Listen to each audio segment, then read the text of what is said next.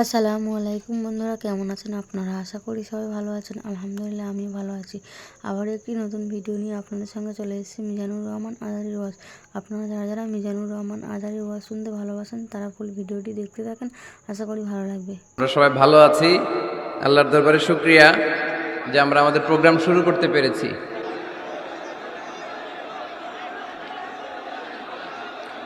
সরকার বাজার সিএনজি শ্রমিক সমিতি কর্তৃক আয়োজিত তৃতীয় বার্ষিক ওয়াজ দোয়ার মাহফিল 1 জানুয়ারি 2020। আমরা এখন 2020, ঠিক কিনা? আমি গত বছর আসছি আপনাদের সিলেটে, এই বছর চলে যাব। আসছি কবে? কোন বছর আসছি?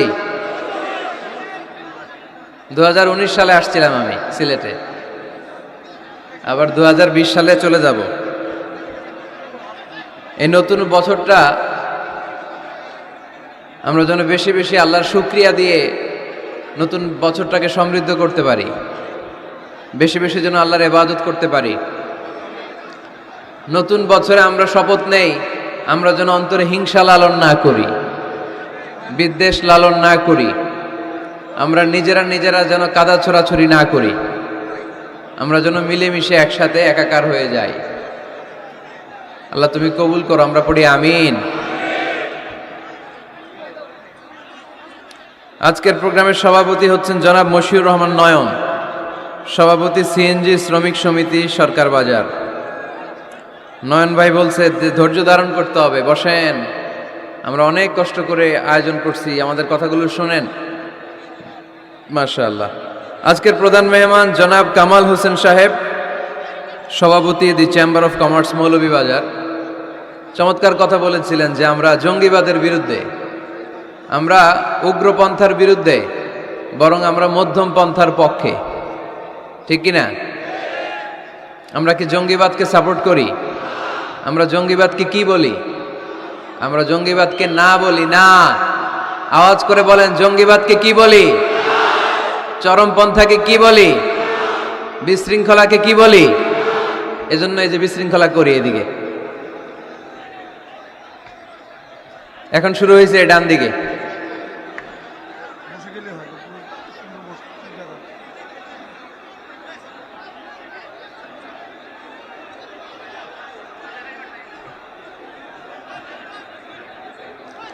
এরকম আওয়াজ চলতে থাকলে আলোচনা করা যাবে না।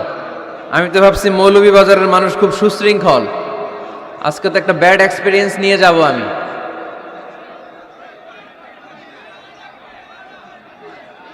শোনা যাবে?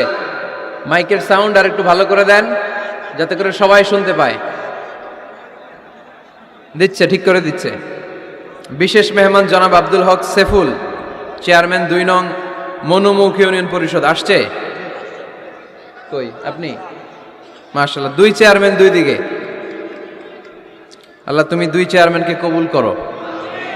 আমাকে রেখেছেন প্রধান আলোচক, কথা বলেছেন হযরত মাওলানা মুফতি মুহিবুর রহমান সাদিকী সাহেব, কথা বলেছেন হযরত মাওলানা মীর মোহাম্মদ শফিকুল ইসলাম সাহেব, কথা বলেছেন হযরত খুররম শাহরিয়ার বিন শাহাব সাহেব। এছাড়াও আরো স্থানীয় ওলামায়ে কেরাম ওয়াজ করেছেন। ওসি সাহেব কথা বলেছেন। জি, আপনাদের মৌলভীবাজার সদরের ওসি সাহেব ছিলেন, ও আছেন, আলমগীর ভাই সেলফি তুলতেছে, উনি স্মৃতি রাখতে চায় সবাই, ঠিক কিনা? তো আমাদের ওসি সাহেবও স্মৃতি রাখবেন আজকের প্রোগ্রামের। মাশাআল্লাহ, আমি আলমগীর ভাইকে শুকরিয়া জানাই, উনি এত ব্যস্ত মানুষ তারপরও আসছে, আমাদেরকে সময় দিয়েছে। আল্লাহ আলমগীর ভাইকে তুমি ইসলামের জন্য কবুল করো। সার্বিক সহযোগিতায় মেসার্স খালেদ এন্টারপ্রাইজ, খালেদ ভাই খালি পান খায়, সরকার বাজার মৌলভীবাজার। কোথায় খালেদ? পিছনে। পান খাওয়া ছেড়ে দেন, বেশি পান খাওয়া ভালো না। আর ওই যে জর্দা টর্দা সুপারি, এগুলো খুব বাজে কালচার, এগুলো ভালো না, এগুলো খাবেন না। শুধু পানটা খেতে পারেন, শুধু পান আবার স্বাস্থ্যের জন্য ভালো। সব বদ খাসলাত আস্তে আস্তে ছেড়ে দেওয়ার দরকার আছে না নেই? একটা শক্ত সিদ্ধান্তই পারে সুন্দর স্বভাবের মানুষ হয়ে গড়ে উঠতে, ঠিক কিনা?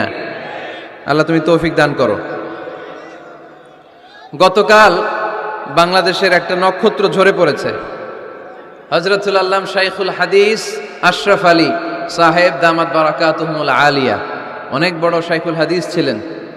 উনি আমাদের ছেড়ে চলে গেলেন। আমি ঢাকায় থাকলে ওনার জানাজায় শরীক হতাম। আমি চলে এসেছি সিলেটে, আমার আর যাওয়ার সুযোগ হয় নাই। লক্ষ লক্ষ মানুষ জামায়াত হয়েছিল ওনার নামাজে। অনেক বড় আল্লাহর ওলি ছিলেন, অনেক বড় মুহাদ্দিস ছিলেন, জগৎ বিখ্যাত মুহাদ্দিস, অত্যন্ত শ্রদ্ধাভাজন, সর্বজন শ্রদ্ধেয়। আল্লাহ তাআলা ইলমকে এমনি টান মেরে উঠিয়ে নিয়ে যান না, আল্লাহ তাআলা আলেমদেরকে উঠিয়ে নেওয়ার মাধ্যমে ইলমকে নিয়ে যায়। এজন্য এক একজন আলেম চলে যাওয়া, এটা যে আমাদের জন্য কত বড় দুর্ভাগ্য আমরা অনেকে টের পাই না। আমরা হুজুরের জন্য দোয়া করি, আল্লাহ হুজুরের কবরটাকে আপনি নূর দিয়ে মুনাওয়ার করে দেন। হুজুরের জীবনে কোনো গুনাহ খাতা থাকলে আপনি মাফ করে দেন। হুজুরের জীবনের সব খেদমতকে আপনি কবুল করে নেন। এই তো এখন ঠান্ডা হয়েছে, এভাবেই থাকেন, আওয়াজ করবেন না, আওয়াজ নাই, আওয়াজ করবেন না। আজকের আলোচনার বিষয় মসজিদ। আলোচনার বিষয় সবাই বলেন, আরো জোরে বলেন। মসজিদের সাথে সম্পর্ক রাখার দরকার আছে না নাই? কাজী নজরুল ইসলাম খুব সুন্দর করে বলেছেন, মসজিদেরই পাশে আমায় কবর দিও ভাই, ঠিক কিনা? মসজিদেরই পাশে আমায় কবর দিও ভাই, যেন গড়ে হতে মুয়াজ্জিনের আযান শুনতে পাই। আমার গোরের পাশে দিয়ে ভাই নামাজিরা যাবে, পবিত্র সেই পায়ের ধ্বনি এ বান্দা শুনতে পাবে। গোরা যাব হতে গুনাহগার পাইবে রেহাই, মসজিদেরই পাশে আমায় কবর দিও ভাই। কত মানুষ নামাজি ভাই মসজিদাঙ্গিহীনাতে, আল্লাহর নামের জিকির করে লুকিয়ে গভীর রাতে। আমি তাদের সাথে ওই আল্লাহর নাম জপতে চাই, আল্লাহর নাম জপতে চাই। পড়েন সবাই, মসজিদেরই পাশে আমায় কবর দিও ভাই, যেন গড়ে হতেও মুয়াজ্জিনের আযান শুনতে পাই। চিল্লায় পড়তে হবে আমিন। কি দরদ ছিল আমাদের জাতীয় কবি কাজী নজরুল ইসলামের, মসজিদের পাশে আল্লাহ তুমি আমার কবর দিও। আল্লাহ এই দোয়াটা কবুল করে নিয়েছে, ঠিক কিনা? ওনার কবরের পাশে মসজিদ আছে না নাই? আছে। এজন্য মসজিদের সাথে সম্পর্ক জুড়ে দেওয়া এটা ইমানদারের আলামত, আর মসজিদকে ঘৃণা করা এটা মুনাফিকের আলামত। এজন্য আমরা যেন আমাদের হৃদয়টাকে মসজিদের সাথে জুড়ে দেই, মসজিদের সাথে যেন সুসম্পর্ক থাকে। মসজিদ সবার, মসজিদ নিয়ে দলাদলি নাই। দলাদলি আছে অনেক জায়গায়, হানাফি মসজিদ, আহলে হাদিস মসজিদ, এরকম আমরা দেখি বা শুনি, এটা ঠিক না। হানাফি মসজিদ বলে কোনো কথা নাই, আহলে হাদিস মসজিদ বলে কোনো কথা নাই। মসজিদ সবার। ছোট্টখাট্ট বিষয় নিয়ে মসজিদে মারামারি, একজন হাত তোলে আরেকজন তোলে না, কিলাকিলি আছে না নাই? একজন বলে জোরে আমিন, আরেকজন আস্তে আমিন, মারামারি আছে না নাই? এগুলো কি মারামারি করার কোনো বিষয়? কথা বলেন। সালাতে ফরজ আছে, ওয়াজিব আছে, সুন্নাহ আছে। খেয়াল করে বুঝবেন, ফরজ যদি নষ্ট হয় সালাত ভঙ্গ হয়, you have to repeat your সালাহ। ওয়াজিব নষ্ট হলে সালাত ভঙ্গ হয় না, নতুন করে পড়া লাগে না, সেজদায় সাহু দিলেই সালাত আদায় হয়ে যায়। আর সুন্নাহ নষ্ট হলে নামাজ নষ্টও হয় না, নতুন করে পড়াও লাগে না, সৌ সেজদাও লাগে না, নামাজ আদায় হয়ে যায় সুন্নাহ নষ্ট হলে। এই যে হাত তোলা না তোলা, এটা সুন্নাহ। আমিন জোরে বলা না বলা, এটা কি? সুন্নাহ। যেটা কোনো কারণে কেউ না করলেও তার নামাজ কবুল করে নিবে কে? আর এই সব সুন্নত লয়ে আমগো দেশে কিলাকিলি। মৌলভীবাজারে মাশাআল্লাহ এগুলা নাই, এখানেও আছে। এগুলার অবসান ঘটুক, আমরা চাই কি চাই না? আর কত এই ছোটখাটো বিষয় নিয়ে আমরা এই বিভেদের প্রাচীর আর দেয়ালকে উঁচু করব আমাদের মাঝখানে? কবে আমরা ঐক্যের সিন্ডিকেট করব? কবে? আর কবে সাদা মনের মানুষ হব? কবে? আর কত? অনেক হয়েছে, আর না, এবার থামেন। বিভেদের প্রাচীরকে ভেঙে চুড়িয়ে দেন। ঐক্যের এমন সিন্ডিকেট করতে হবে যাতে কোনো অপশক্তি এই ঐক্যকে ভাঙতে না পারে, বানচাল করতে না পারে। চিল্লায় বলেন ঠিক কিনা? এজন্য মিউচুয়াল রেসপেক্টের দরকার, পারস্পরিক শ্রদ্ধাবোধ সব ক্ষেত্রে, রাজনীতিতে, সামাজিক অ্যাক্টিভিটিসে আমাদের আলেম ওলামাদের মধ্যে পারস্পরিক শ্রদ্ধাবোধের দরকার, মিউচুয়াল রেসপেক্ট। কেউ কাউরে রেসপেক্ট করে না, আমি যেটা বুঝছি এটাই সব, বাকি সব হারাম, এরকম বলে না অনেকে? এরকম যেন না করি। তাহলে মসজিদ সবার, মসজিদ আল্লাহর হাবিব সাল্লাল্লাহু আলাইহি ওয়াসাল্লাম খ্রিস্টানদেরকে মসজিদে ঢুকতে দিয়েছেন, আর আমরা মুসলমান ভাইয়ের জন্য মসজিদে তালা ঝুলাই দেই, আছে না নাই? আল্লাহর হাবিব সাল্লাল্লাহু আলাইহি ওয়াসাল্লাম কোথাও গেলেই প্রথমে মসজিদ বানাতেন। কি বানাতেন? মসজিদ বানাতেন। মক্কা থেকে হিজরত করে মদিনায় আসলেন, কোবায় থাকলেন কয়েক সপ্তাহ। কোবা পল্লীতে তিনি মসজিদ বানালেন, মসজিদ কোবা।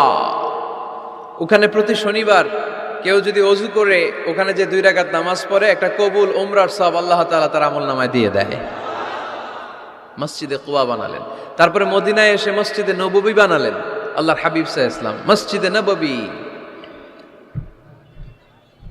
এটা ছিল আল্লাহ রাসূল সাল্লাল্লাহু আলাইহি ওয়াসাল্লামের বৈশিষ্ট্য। কোথাও গেলেই তিনি মসজিদ বানাতেন, মসজিদে নববী।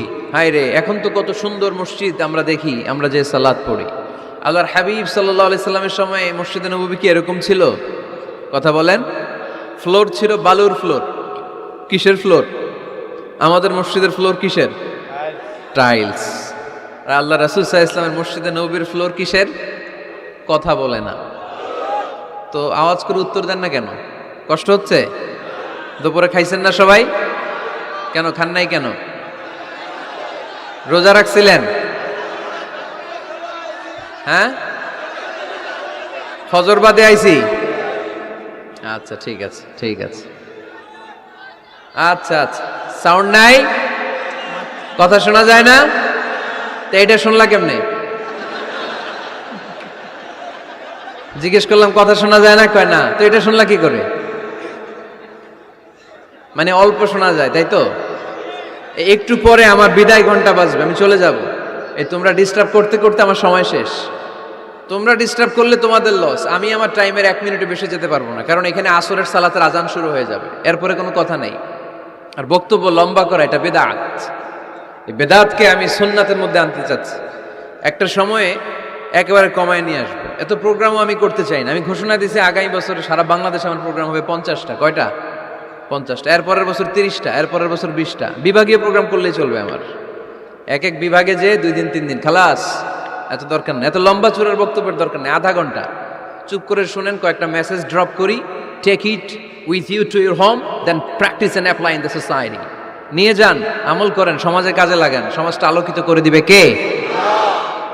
খুতাবুকুম তাবিলা সালাওয়াতুকুম কাসীরা। আল্লাহর হাবিব সাল্লাল্লাহু আলাইহি ওয়াসাল্লাম বললেন, কিয়ামতের একটা আলামত, কিয়ামতের আগে তোমাদের বক্তব্য হয়ে যাবে লম্বা, সালাত হয়ে যাবে খাটো। সালাতের পরে তাসবিহ পড়তে চায় না লোকজন, ব্যস্ত, মহা ব্যস্ত, সুপার বিজি। কোত্থেকে আসলে এই ব্যস্ততা? আপনি রবের সাথে মুনাজাত, না যাই ইউনাজি মুনাজাত, আপনার রবের সাথে একাকী নীরবে কথা বলতে মনে চায় না আপনার? তা তো তাড়াহুড়ো কিসের? ধীর স্থির হন, একটু স্থির হন, একটু মনোদৈহিক প্রশান্তি অর্জনের চেষ্টা করেন। সব সময় ব্যস্ত, ধাক্কাধাক্কি, উচ্ছৃঙ্খলা, এগুলো আমাদেরকে শেষ করে দিয়েছে। এজন্য লম্বা চূড়া বক্তব্য ঠিক না। বক্তব্য শুনতে আমাদের ভালো লাগে, আমল করতে ভালো লাগে না। বক্তব্যটা শেষেই সিগারেট ধরায়, আছে না নাই? মাহফিল শেষেই বিড়ি ধরায়, কয় চমৎকার ওয়াজ করছে হুজুরে। ওয়াজটা সেরকম হয়েছে, অনেক কণ্ঠ সুন্দর হুজুরের। এতদিন ইউটিউবে দেখছি, আজকে সরাসরি দেখাইছি, আছে না নাই? তো কি লাভ হয়েছে? লাভটা হয়েছে কি? এই যে মাহফিল শেষে বিড়িটা ধরাইলেন আর গেলেন, কোনো লাভ হয় নাই। এগুলো থেকে বেরিয়ে আসতে হবে।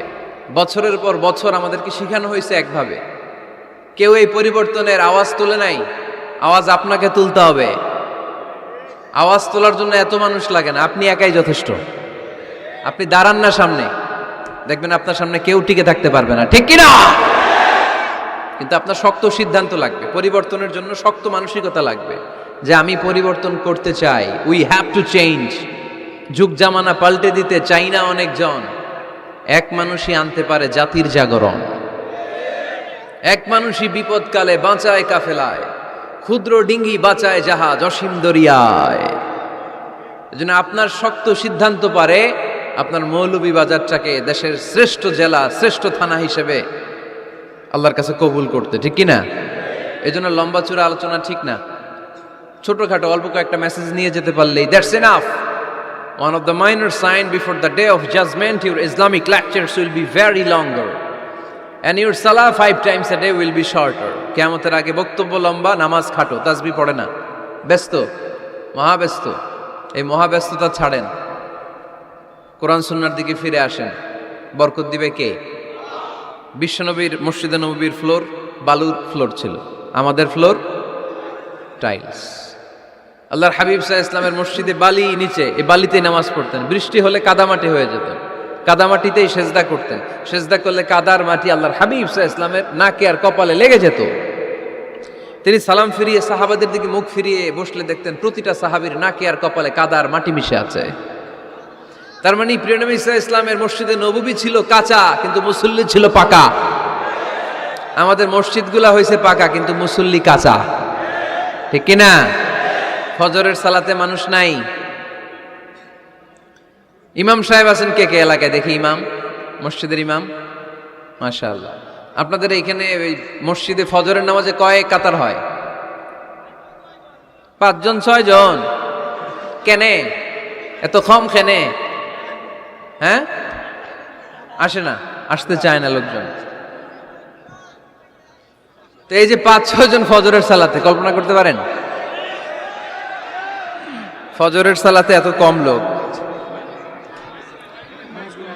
ফাতেমা মাইক,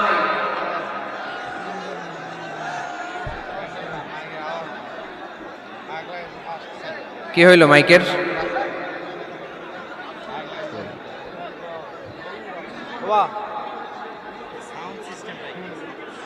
সবসময় বলি যে সাউন্ড সিস্টেম ঠিক রাখবেন, বাকি প্যানেলের দরকার নেই। ওইটাই বলছি আমি ওইটাই বলছি, সাউন্ড সিস্টেম রাখতে হবে। কি সমস্যা হইল? সরকার বাজারের সিস্টেম না, মৌলভীবাজারে ইভেন্ট ম্যানেজমেন্ট থেকে আমাদের প্রোগ্রাম যে করে ইভেন্ট তাদের খুলে কত হয়েছে এবার? এবার তো হয় নাই। মাইক ঠিক করেন, মাইক ঠিক করেন। দেখেন দেখেন কি হয়েছে, দেখেন লাইন ছিঁড়ে গেছে। আসছে? আলহামদুলিল্লাহ পড়েন সবাই, আরো জোরে পড়তে হবে আলহামদুলিল্লাহ। ফজরের জামাতে লোক যায় না, এটা একটা মহামারী। যেদিন ফজরের জামাতের দৃশ্য আর জুমার নামাজের দৃশ্য একরকম হয়ে যাবে, ওই দিনই বাংলাদেশে ইসলাম কায়েম হয়ে যাবে। এখন স্লোগান তুলে বিপ্লব বিপ্লব, ইসলামী বিপ্লব। আর ফজরের সময় আমি কম্বলের ভিতরে, আছে না নাই? কোনো বিপ্লব হবে না। ফজরের নামাজ জামাতে পড়ুন, সকালটারে বরকতময় করে দিবে কে? আল্লাহর হাবিব সাল্লাল্লাহু আলাইহি ইসলামের মসজিদ ছিল সবার জন্য উন্মুক্ত, এখানে সবাই আসতে পারত। এজন্য মসজিদ হবে সবার। আমরা মসজিদের আবাদকারী হতে চাই। এজন্য রাব্বুল আলামিন বলেন, ইন্নামা ইয়া'মুরু মাসাজিদাল্লাহি মান আমানা বিল্লাহি ওয়াল ইয়াউমিল আখির ওয়া আকামাস সালাতা ওয়া আতাজ যাকাতা ওয়া লাম ইয়াখশা ইল্লাল্লাহ فعسى أولئك أن يكونوا من المهتدين سبحان الله পড়েন। রব্বুল আলামিন বললেন মসজিদের আবাদকারী হবে তারা যারা আল্লাহর প্রতি ঈমান আনে, আখিরাতের প্রতি ঈমান আনে, যারা সালাত কায়েম করে, যারা যাকাত আদায় করে, যারা দুনিয়ার কাউকে ভয় পায় না, ভয় পায় একজনকে। চিল্লায় বলেন তিনি কে?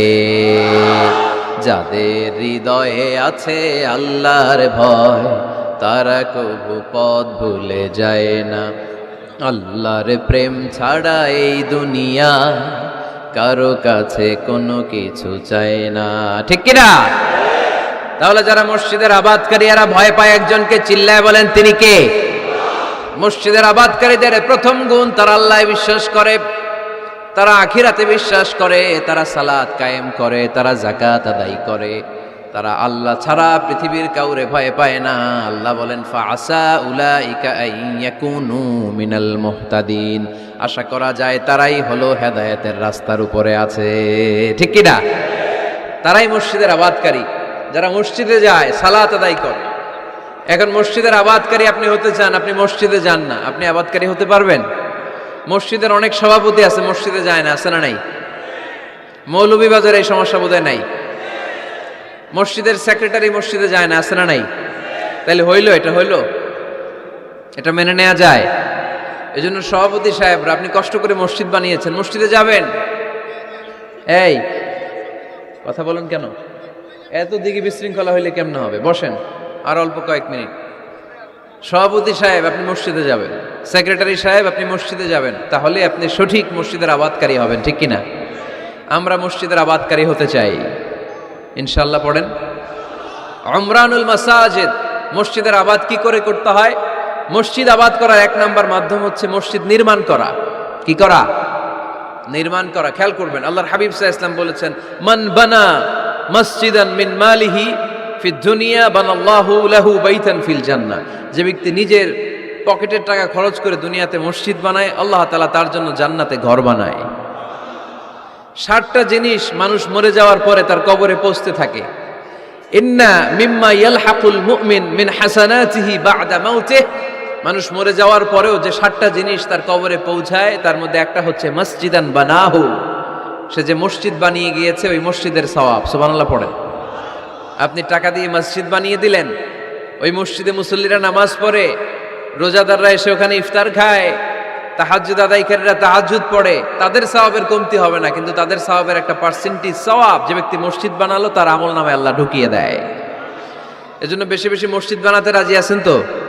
তাহলে মসজিদ আবাদ করার প্রথম মাধ্যম হচ্ছে মসজিদ বানানো। 2 নাম্বার মাধ্যম হচ্ছে মসজিদে যে জামাতে সালাত আদায় করা। জামাতে সালাতুল জামাআ তাফদুলু সালাতাল ফারদি বি27 দারাজা। ঘরে নামাজ পড়লে, একা একা পড়লে যেই সওয়াব, জামাতে পড়লে 27 গুণ বেশি সওয়াব। সুবহানাল্লাহ বলতে পারলেন না? হে নামাজি আমার ঘরে নামাজ পড়ো আজ, দিল মে তোমার চরণ তলে হৃদয় যায় নামাজ। হে নামাজি আমার ঘরে নামাজ পড়ো আজ, দিল মে তোমার চরণ তলে হৃদয় যায় নামাজ। পড়েন আল্লাহু আকবার। কি সুন্দর লিখেছেন কাজী নজরুল ইসলাম। মসজিদ কেমন যেন মসজিদ তার নিজের ভাষায় আল্লাহর কাছে কেঁদে কেঁদে ফরিয়াদ জানায়, আল্লাহ নামাজিরা আমার ঘরে আসে না, কি সুন্দর টাইলস, কি সুন্দর মুসল্লা, কি সুন্দর এয়ার কন্ডিশন, সব আছে কিন্তু মুসল্লি নাই। ঠিক কিনা? মসজিদগুলো আল্লাহর কাছে ফরিয়াদ জানায়। এজন্য আমরা যেন মসজিদমুখী হই। কি মুখী? আওয়াজ করে বলতে হবে, কি মুখী? মসজিদমুখী। তাহলে মসজিদ আবাদের 1 নাম্বার পদ্ধতি মসজিদ বানানো। 2 নাম্বার মসজিদে বেশি বেশি যে জামাতে সালাত আদায় করা। 3 নাম্বারে মসজিদের সাথে সম্পর্ক জুড়ে দেওয়া, হৃদয়টা যেন সবসময় মসজিদের সাথে লেগে থাকে। আল্লাহর হাবিব সাল্লাল্লাহু আলাইহি ওয়াসাল্লাম বললেন, সাবআতুন ইউযিল্লুহুমুল্লাহু ফি যিল্লিহি ইয়াওমা লা যিল্লা ইল্লা যিল্লু। 7 শ্রেণীর ব্যক্তিকে আল্লাহ তাআলা কিয়ামতের দিন আরশের নিচে ছায়া দিবে, যেদিন আল্লাহর আরশের ছায়া ছাড়া কোনো ছায়া পৃথিবীতে থাকবে না। সেই দিনটা কি এই দিনের মতো? কিয়ামতের দিনটা আজকের এই দিনের মতো হবে? 50,000 বছর হবে। এটা লেন্থ, এটা ডিউরেশন। কাআন সাফসাফা লা তারা ফিহা ইওয়াজা ওয়ালা আমতা। লেভেল প্লেইং ফিল্ড, তামার জমিন। একটু কল্পনা করেন তো ওই দিনটা কত ভয়ঙ্কর। বাবা ছেলেরে চিনবে না ওই দিন, ছেলে বাবারে চিনবে না, স্ত্রী স্বামীকে চিনবে না, স্বামী স্ত্রীকে চিনবে না, পীর সাহেব মুরিদ চিনবে না, মুরিদ পীর সাহেবকে চিনবে না, নেতা কর্মীকে চিনবে না, কর্মী নেতাকে চিনবে না। হায় হায়, ইয়া নাফসি বলে কাঁদবে। সূর্যটা মাথার কাছে চলে আসবে, সূর্যের তাপে মাথার মগজগুলো গলে গলে নাকের ছিদ্র আর কানের ছিদ্র দিয়ে টপ টপ করে বেয়ে বেয়ে পড়বে।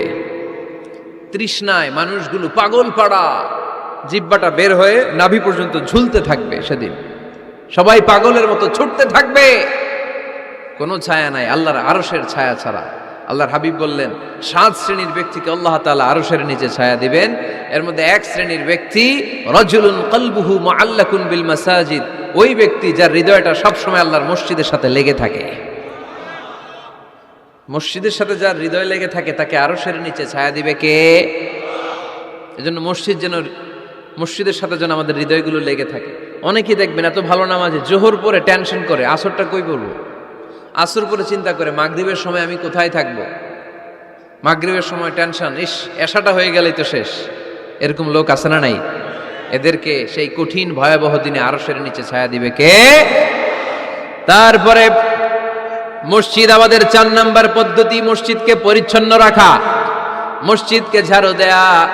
মসজিদকে যারা পরিষ্কার করে তাদের হৃদয়ের যন্ত্রণা দূর করে দেয় কে?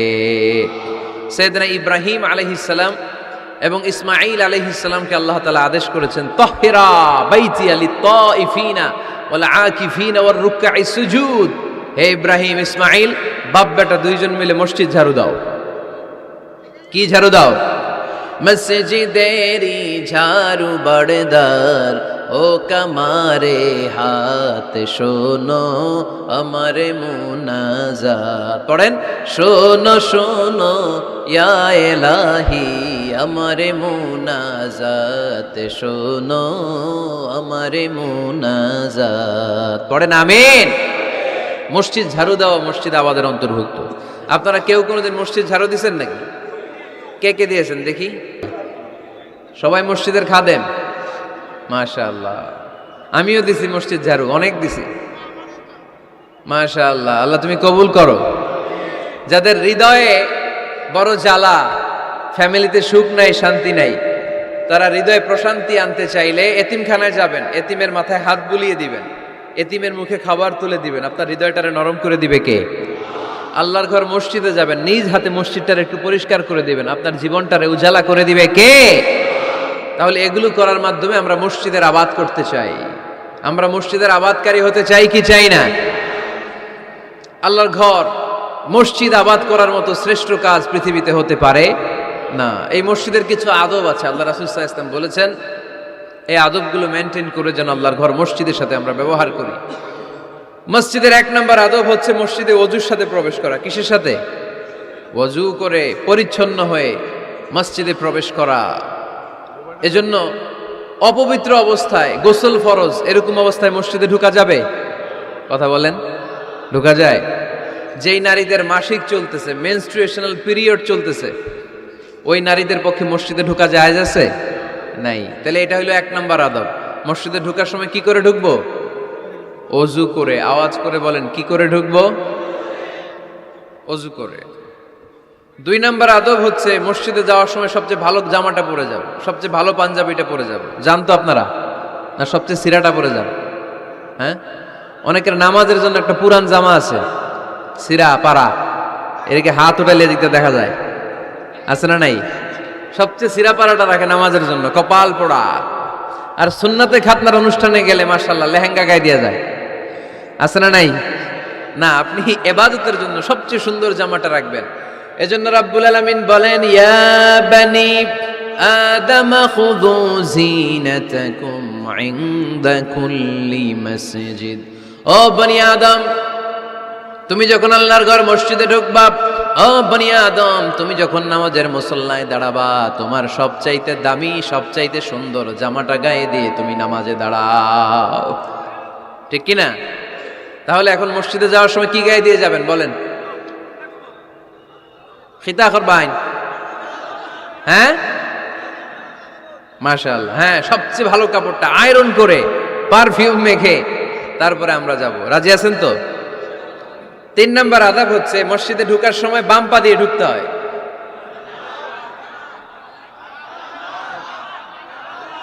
কোন পা? আরো জোরে। এদেরকে গুতা মারা লাগে, নাহলে আওয়াজ বাড়ে না। এরকম ভলিউম টাইট করতে হয়, ভলিউম হাই করলে আর করে বাড়ে, এমনি বলতে চায় না। আর ঘটনা কি? হ্যাঁ, খায় নাই। বদরের যুদ্ধ হয়েছিল রমাদানে, কোন সাহাবী খায় নাই, না খাইয়া একেবারে সাইজ করে দিছে কাফেরদেরকে। আমরা না খেলেও আমাদের হৃদয়ে ইমানি শক্তি আছে না নেই? এই তো বোঝা যাচ্ছে ইমানি শক্তি আছে। এতক্ষণ আছিল কই? তো মসজিদে ঢোকার সময় কোন পা দিয়ে? এগুলো মনে থাকে আমাদের? ভুলা যাই আমরা, খেয়াল থাকে না তো এগুলা? এত কিছু মনের মধ্যে রাখলে এগুলো মনে থাকবে কেমনে? মসজিদে ঢোকার সময় কোন পা? আরো জোরে। বেরোয়ার সময় কোন পা? মনে থাকবে? মসজিদে যখন ঢুকবেন ডান পা দিয়ে ঢুকবেন, আর দোয়া পড়বেন আউযু বিল্লাহিল আযীম ওয়া বিওয়াজহিল কারীম ওয়া সুলতানিহিল কদীম মিনাশ শাইতানির রাজীম। বিষ্ণু ইসা ইসলাম বললেন, যে ব্যক্তি মসজিদে ঢোকার সময় এই দোয়াটা পড়বে, শয়তান আফসোস শুরু করে, সে বলে হায় হায়, আজকের দিনের জন্য, সারা দিনের জন্য তো তুই আমার ওয়াসওয়াসা থেকে বেঁচে গেলি, আজকের সারা দিনের জন্য তোরে আমি হারালাম, আজকের সারাটা দিন আল্লাহর পক্ষ থেকে প্রোটেকশন নিয়ে তুই বেঁচে গেলি, আজকের জন্য যা, কালকে তোরে আমি ধরবো। এজন্য এই দোয়াটা পড়ার দরকার আছে না? আউযু বিল্লাহিল আযীম ওয়া বিওয়াজহিল কারীম ওয়া সুলতানিহিল কদীম মিনাশ শাইতানির রাজীম। 4টা বাক্যের দোয়া। মুখস্থ করতে কষ্ট হলে যে ইউটিউবে চলে যাবে আজকেই, ওখান থেকে শুনে আপনারা মুখস্থ করে নেবেন, এই দোয়াটা পড়বেন, তাহলে ওই দিনের জন্য শয়তানের ওয়াসওয়াসা, টেম্পটেশন, প্রভোকেশন থেকে আপনি আল্লাহ তাআলার প্রোটেকশনে চলে গেলেন। সুবহানাল্লাহ পড়েন। তারপরে আল্লাহর হাবিব বললেন, ঢোকার আগে আমারে সালাম দাও। পড়বেন আসসালামু আলাইকা আইয়ুহান নাবিয়্যু ওয়া রাহমাতুল্লাহি ওয়া বারাকাত। এই দুইটা জিনিস যখন করে ফেললেন, তখন ডান পা দিয়ে পড়বেন আল্লাহুম্মা আফতাহ লি আবওয়াবা রাহমাতিক। সুবহানাল্লাহ পড়েন। আল্লাহুম্মা আফতাহ লি, ও আল্লাহ আমার জন্য তুমি খুলে দাও আবওয়াবা রাহমাতিক, তোমার রহমতের দরজা। তার মানে মসজিদে ঢুকলে রহমত পাওয়া যায় কি যায় না? মসজিদে ঢুকলে পাওয়া যায় রহমত, মসজিদের বাইরে রহমতের কথা আল্লাহ বলে নাই, মসজিদের ভিতরে রহমত। কোথায় রহমত? কোথায়? মসজিদের ভিতরে রহমত আছে না? তার প্রমাণ, মসজিদে ঢুকলেই শান্তি লাগে কেমন জানি, আর ঘুমে ধরে। মসজিদে ঘুমাইছেন কারা কারা দেখি? সবাই ঘুমাইছেন? আরে আমি কত ঘুমাইছি। জুমার নামাজের সময় যে কি ঘুম আসে, আসে আসে, কমন পড়ছে, একেবারে কমন পড়ে গেছে, ঘুম আসে। কারণ রহমত, রহমতের ঝিরি ঝিরি বাড়ি ধারা আল্লাহ তাআলা আরশের উপর থেকে নাজিল করতে থাকে, আর এই রহমতের কারণে হৃদয়টা প্রশান্ত হয়ে যায়, অনেকের ঘুমও চলে আসে, ঠিক কিনা? এজন্য আল্লাহুম্মা আফতাহ লি আবওয়াবা রাহমাতিক, ও আল্লাহ তোমার রহমতের দরজাগুলো আমার জন্য খুলে দাও। এই দোয়া পড়লে রহমতের দরজা খুলে দেয় কে? আবার মসজিদ থেকে যখন বের হবেন তখন কোন পা দিয়ে? জোরে বলেন। বাম পা দিয়ে কি পড়বেন? আল্লাহুম্মা ইন্নী আসআলুকা মিন ফাদলিক, ও আল্লাহ তোমার কাছে আমি তোমার পক্ষ থেকে ফদল চাই, মানে রিজিক চাই, রিজিক দেওয়ার মালিক কে? তার মানে খুব সোজা সাপটা কথা হচ্ছে, মসজিদের ভিতরে পাওয়া যায় রহমত, আর বাইরে পাওয়া যায় ফদল বা রিজিক। বাইরে পাওয়া যায় কি? রিজিক। মসজিদের ভিতরে রিজিক আছে, তার মানে সারাদিন মসজিদে বসে থাকলে রিজিক মিলবে। নামাজের সময় নামাজ পড়তে হবে, কাজের সময় কাজ করতে হবে, এটাই হচ্ছে ইসলামের বিধান। নামাজের সময় নামাজ, কাজের সময়, আমি প্রশ্ন করব আওয়াজ করে উত্তর দেন, নামাজের সময়, কাজের সময়, নামাজের সময়, কাজের সময়, এটা মনে থাকবে। এজন্য আল্লাহ বললেন ফাইদা কুদিয়াতিস সালাতু ফান্তাশিরু ফিল আরদি ওয়াবতাগু মিন ফাদলিল্লাহ, যখন তোমাদের সালাত শেষ হয়ে যায়, আল্লাহর রিজিক অন্বেষণের জন্য আল্লাহর জমিনে তোমরা ছড়িয়ে যাও। নামাজের সময় আসবেন, নামাজ শেষ বের হয়ে যান। ফান্তাশিরু ফিল আরদ, জমিনে ছড়িয়ে পড়ো। নামাজ শেষ, চেয়ারম্যান সাহেব চলে যাবে ইউনিয়ন পরিষদের ভেতরে, ছাত্ররা চলে যাবে হাই স্কুলে, মেম্বার অফ দ্য পার্লামেন্ট চলে যাবে সংসদে, সেনাবাহিনীর লোকেরা চলে যাবে ক্যান্টনমেন্টে, ব্যবসায়ীরা চলে যাবে তাদের বাজারে, সিএনজি ওয়ালারা সিএনজি নিয়ে ব্যবসা শুরু করবে, রাস্তায় নেমে যাবে, চিল্লায় বলেন ঠিক কিনা? এটাই ইসলামের বিধান। নামাজের সময় নামাজ, কাজের সময়। আচ্ছা, তাহলে প্রথম সুন্নাত পেলাম, পবিত্র হয়ে ঢুকবো, ভালো জামা পরে ঢুকবো, 2 নাম্বার। 3 নাম্বার, ঢুকার সময় কোন পা? বের হওয়ার সময়। 4 নাম্বার, মসজিদে ঢুকেই 2 রাকাত। মসজিদে ঢুকে কয় রাকাত পড়েন আপনারা? তাহিয়াতুল মসজিদ, মসজিদে আপনি ওয়েলকাম জানাবেন, ঢুকেই 2 রাকাত পড়বেন, ওযু করলে 2 রাকাত। আল্লাহর হাবিব সাল্লাল্লাহু আলাইহি ওয়াসাল্লাম মসজিদে নববীতে জুমার খুতবা দিচ্ছেন, খুতবা চলাকালীন সময়ে এক সাহাবী এসে মসজিদের মধ্যে বসে পড়লেন। আল্লাহর হাবিব সাল্লাল্লাহু আলাইহি ওয়াসাল্লাম সাহাবীরে বললেন দাঁড়াও। সাহাবী দাঁড়ালেন। আল্লাহর নবী জিজ্ঞেস করলেন কেন বসে বললা, 2 রাকাত পড়ছো নাকি? সাহাবী বলে পড়ি নাই। বিশ্বনবী বললেন তাহলে তাড়াতাড়ি 2 রাকাত নামাজ পড়ে বসে যাও। সুবহানাল্লাহ পড়েন। 2 রাকাত পড়ো নাই তো পড়ো, দাঁড়াও, তারপরে বসো। দেখেন খুতবা চলাকালীন সময়ে আমাদের খতিবরা কখনো খুতবা থামায়? কথা বুঝেন নাই? জুমার খুতবা আপনারা শুনেন না? খুতবা চলতেছে, ওই মুহূর্তে ইমাম সাহেবরা কখনো খুতবা থামায়? মাঝখানে কোনো ঝামেলা হইলে থামায় না।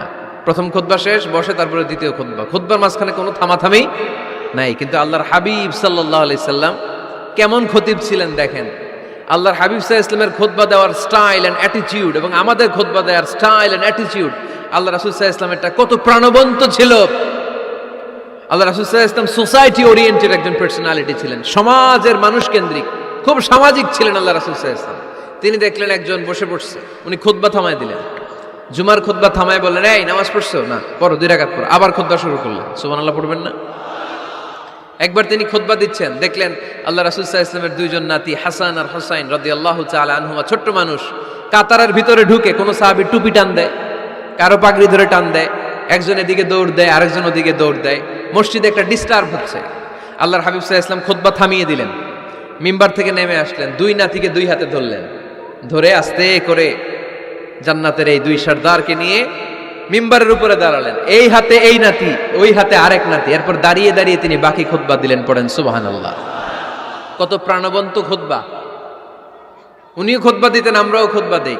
আল্লাহর হাবিব সাল্লাল্লাহু আলাইহি ওয়াসাল্লাম খুতবা দিচ্ছেন, এক সাহাবী এসে বলল ইয়া রাসূলুল্লাহ, মদিনায় দুর্ভিক্ষ, বৃষ্টি নাই, আপনি বৃষ্টির দোয়া করেন। রাসূল সাল্লাল্লাহু আলাইহি ওয়াসাল্লাম খুতবা থামায় দিলেন, থামাই দিয়ে দোয়া শুরু করলেন। আল্লাহুম্মা আসকিনা গাইসান মুগীসান মারিআন মুরিআন নাফিআন গায়রা দার আজিলান গায়রা আজিল। আল্লাহ উপকারে বৃষ্টি দেন, যে বৃষ্টিতে আমাদের ফসল জন্মাবে, সবুজ ঘাস লতা পাতা জন্মাবে, আমাদের গবাদি পশুর রিজিক বাড়বে, এরকম উপকারে বৃষ্টি আমাদেরকে দিয়ে মদিনাটারে ধন্য করে দেন। বৃষ্টি শুরু হলো। জুমাবার বৃষ্টি, শনি রবি সোম মঙ্গল বুধ বৃহস্পতি শুক্র, টানা 7 দিন বৃষ্টি। এবার বৃষ্টির চোটে মদিনায় বন্যা হয়ে গেছে। এতদিনে দুর্ভিক্ষ, এতদিনে কি? এখন বৃষ্টির বরকতের দোয়া করছে, বৃষ্টিতে এবার বন্যা। যেই সাহাবী বৃষ্টির জন্য দোয়া করতে বলেছিলেন, পরের জুমাবারের খুতবার সময় এসে ওই সাহাবী বলেন ইয়া রাসূলুল্লাহ, আবার খুতবার মাঝখানে ইয়া রাসূলুল্লাহ, আর বৃষ্টির দরকার নেই, আর দরকার নেই, এবার বৃষ্টি বন্ধের দোয়া করেন।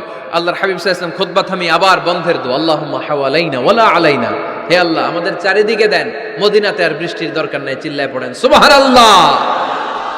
এজন্য খতিব হবে এরকম প্রাণবন্ত খতিব। সমাজে কি চলে, কি ক্রাইসিস, কি সংকট, ইয়াংরা কোন সমস্যায় ভোগে, আমাদের রাজনৈতিক অঙ্গনে কি সমস্যা, আমাদের অর্থনৈতিক অঙ্গনে কি সমস্যা, আমাদের সামাজিক অঙ্গনে কি সমস্যা, আমাদের পরিবারগুলোর ভেতরে কি ঝামেলা, প্রত্যেকটা কথা মসজিদের মিম্বার থেকে আসার দরকার আছে না নাই? আল্লাহর হাবিব সাল্লাল্লাহু আলাইহি ওয়াসাল্লাম এভাবেই সমাজকে ঠিক করে দিতেন। 2 রাকাত মসজিদে ঢুকে আজকে থেকে আমরা পড়ব। মসজিদে ঢুকলেই কয় রাকাত মনে থাকবে না ভুলে যাবেন? তারপরে আল্লাহর হাবিব সাল্লাল্লাহু আলাইহি ওয়াসাল্লাম বলেছেন খবরদার কবরের উপর মসজিদ বানিও না। কবরস্থান একদিকে, মসজিদ আর একদিকে। কিন্তু বাংলাদেশে মসজিদের সাথে কবর মিলানো আছে না নাই? ছোট্ট একটা মসজিদ, কিন্তু এত বড় বাবার কবর আছে না নাই? এগুলো করবেন না আপনি। আগে হবে মসজিদ, পরে কবরস্থান। যেমন মসজিদে নববী হয়েছে আগে, তারপরে বিশ্বনবীর কবর এখানে আছে না নাই? মসজিদে নববী প্রতিষ্ঠিত হয়েছে আগে, পরে বাকি কবরস্থান আছে না নাই? কিন্তু কোন আল্লাহর ওলির কবরস্থানের উপরে যদি মসজিদ বানান, তার উপর লানাত দিয়েছে কে? লাআনা রাসূলুল্লাহ আলাল ইয়াহুদ ওয়ান নাসারা ইত্তাখাযু কুবুর আমবিয়াইহিম মাসাজিদা। আল্লাহর রাসূলের লানত ইহুদি নাসারাদের উপর, কারণ ইহুদি আর নাসারাদের একটা খাসলাত, একটা বৈশিষ্ট্য ছিল, তারা তাদের নবীদের কবরের উপরে মসজিদ বানায় ফেলতো। এটা করা যাবে? এজন্য এলাকায় এলাকায় এই ঝামেলা, কবর আর মসজিদ হবে আলাদা। আবার মসজিদের কেবলার দিকে যেন কবরস্থান না হয়, তাহলে শিরক হওয়ার সম্ভাবনা আছে না নাই? খুব সাবধান। আল্লাহ সব মাফ করে, কিন্তু শিরক মাফ করে না, ঠিক কিনা? শিরক হচ্ছে মহাপাপ, সব পাপের বাপ। এজন্য আমরা সব করলেও শিরকের গুনাহ মুসলমান কখনো করতে পারে। এরপর আল্লাহর হাবিব বললেন মসজিদকে পরিষ্কার পরিচ্ছন্ন রাখো, এটাও মসজিদের আদাব। মসজিদে আতর লাগিয়ে দেন, বাখুর জ্বালিয়ে দেন। আপনাদের এই এলাকার মধ্যে তো বাখুরের অভাব নাই, আগরের অভাব নাই, ঠিক কিনা? গতকাল প্রোগ্রাম ছিল কই? সুজানগর, আগরের রাজধানী। আগর চিনেননি আপনারা? হ্যাঁ, এই যে দেহনেল উদ পারফিউম, আপনাদের এই যে মাহাতাব সাহেবের আল হারামাইন, এরপরে যে আজমল কোম্পানি, এও আপনাদের এই মৌলভীবাজার এলাকার। এরকম অনেক কোম্পানি আছে দুবাই ভিত্তিক, গোটা বিশ্বে ওনারা ব্র্যান্ডিং করেছে। এগুলোর র ম্যাটেরিয়াল, কাঁচামাল যায় হচ্ছে আপনাদের মৌলভীবাজার থেকে। ছেলের বউ শাশুড়ির ওয়াজ গতকাল করছে, শুনে নিন। শাশুড়ি আর বৌমার কিলাকিলি, গতকালের ওয়াজের বিষয় ছিল কি? শাশুড়ি বৌমার কিলাকিলি কি করে থামাবেন, শুনে নিন। আচ্ছা ঠিক আছে, মুফতি সাহেবদের কাছ থেকে জেনে নেবেন এই প্রশ্ন। আমি উত্তর দিলে আবার কিলাকিলি লেগে যাবে বাংলাদেশ, কিলাকিলির দরকার নাই। সম্মানিত ভাইয়েরা, মসজিদ পরিষ্কার পরিচ্ছন্ন রাখবেন, এই বাখুর জ্বালাবেন, দেহিনেল উদ, এই পারফিউমগুলো ছড়িয়ে দিবেন। মসজিদের মধ্যে অনেক মসজিদে দুর্গন্ধ আছে না নাই? এই কার্পেটের মধ্যে ময়লা, পরিষ্কার করেন। আল্লাহর হাবিব সাল্লাল্লাহু আলাইহি ওয়াসাল্লাম বলেছেন, খবরদার, আম্মা জান আয়েশা বর্ণনা করেন, আমার রাসূলুল্লাহ সাল্লাল্লাহু আলাইহি ওয়াসাল্লাম বিবিনাইল মসজিদ ফিদ দুয়ার ওয়া আন তুতাইয়াবা ওয়া তুনাযাফ, আমরা যেন এলাকা এলাকায় মসজিদ বানাই, মসজিদগুলোকে যেন পারফিউম দিয়ে, আতর দিয়ে সুগন্ধময় করে দেয়। বিশ্বনবী আদেশ করেছেন, সুবহানাল্লাহ পড়েন।